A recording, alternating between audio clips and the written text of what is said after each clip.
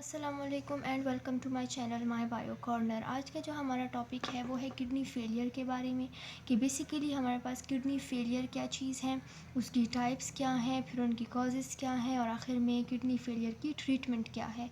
तो सबसे पहले अगर हम किडनी फेलियर को देखें तो किडनी फेलियर की डेफिनेशन हमारे पास क्या है कि it is a medical condition in which the normal function of the kidney is gradually decreased.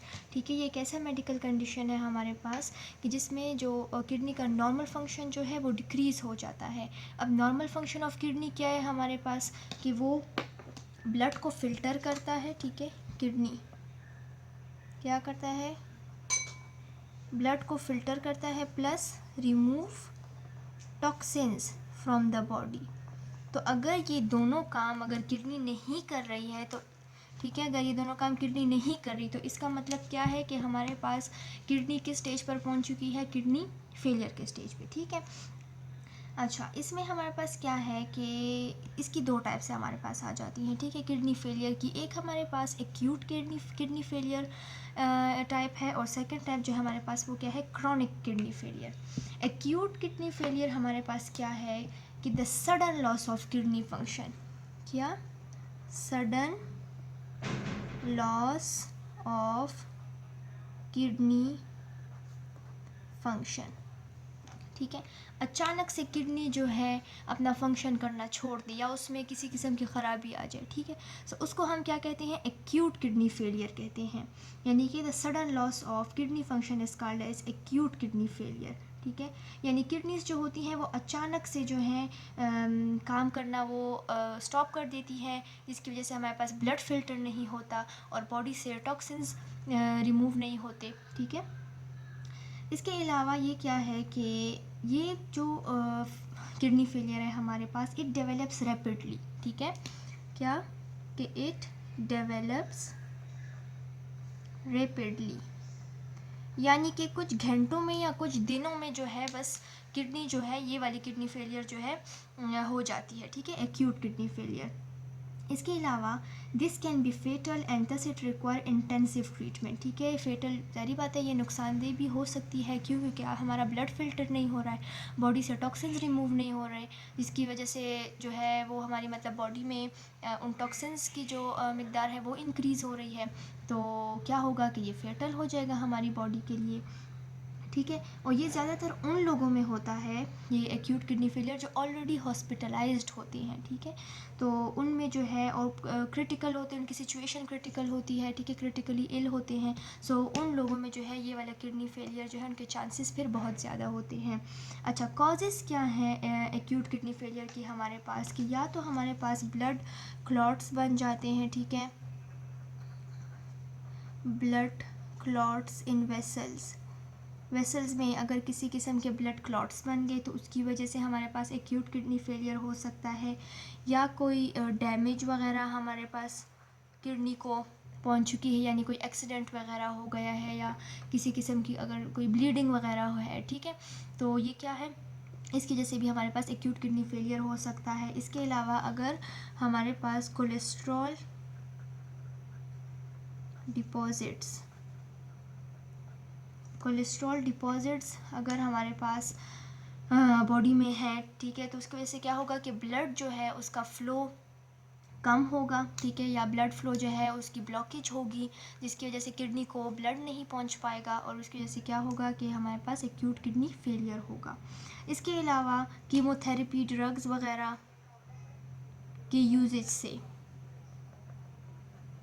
Chemotherapy drugs वगैरह हो गए या एंटीबायोटिक्स हो गए या टॉक्सिन्स, अल्कोहल्स, ठीक है, या इन चीज़ों की वजह से भी हमारे पास kidney failure, acute kidney failure हो सकता है। या हमारे पास अगर कोई ऑटो इम्यून किडनी डिजीज़ है,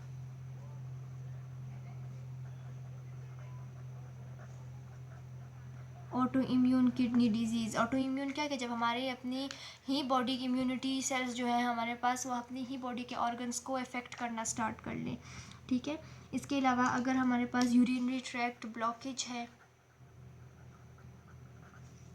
यूरिनरी ट्रैक्ट ब्लॉकेज है या फिर कोई इन्फेक्शन वगैरह ऑलरेडी हमारे पास यूरिनरी ट्रैक्ट या फिर किडनी में पहले से कोई इन्फेक्शन है जिसने किडनी को इंजर किया हुआ है, डैमेज किया हुआ है, तो इनकी वजह से भी क्या हो सकता है, हमारे पास एक्यूट किडनी फेलियर हो सकता है।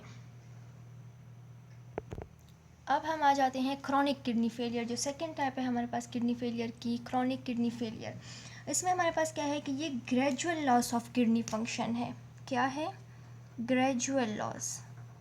ठीक है, अचानक से किडनी अपना फंक्शन नहीं छोड़ रही है, बल्कि आहिस्ता आहिस्ता टाइम के साथ साथ जो है किडनी अपना फंक्शन जो है सही से नहीं कर पा रही। ठीक है, और इसकी वजह से जो फिर किडनी फेलियर होगी तो उसको हम क्या कहेंगे? Chronic kidney failure. ठीक है, so gradual loss of kidney function is called as chronic kidney failure. इसके अलावा it may not become apparent until the kidney function is significantly impair. ठीक है, यानी जब तक किडनी जो है उसका फंक्शन मतलब बिल्कुल ही कोई इम्पेयर ना हो, तब तक हमें पता नहीं चलता कि हमारी बॉडी में जो है किडनी जो है वो फेलियर की तरफ जा रही है। ठीक है, अच्छा, इसके अलावा जो है हमारे पास कि ये यानी कि टाइम टाइम के साथ साथ हमारे पास ये फेलियर हो रहा है। ठीक है, यानी ईयर्स टू डेकेड्स अगर हमारे पास किडनी जो है अपना फंक्शन जो है वो लॉस कर रही होती है। ठीक है, इसके अलावा और जब ये हमारे पास बिल्कुल एंड स्टेज तक चली जाए, ये क्रॉनिक किडनी फेलियर जो है बिल्कुल मतलब ये एंड स्टेज पर पहुंच जाए, तो फिर उस स्टेज को हम क्या कहते हैं?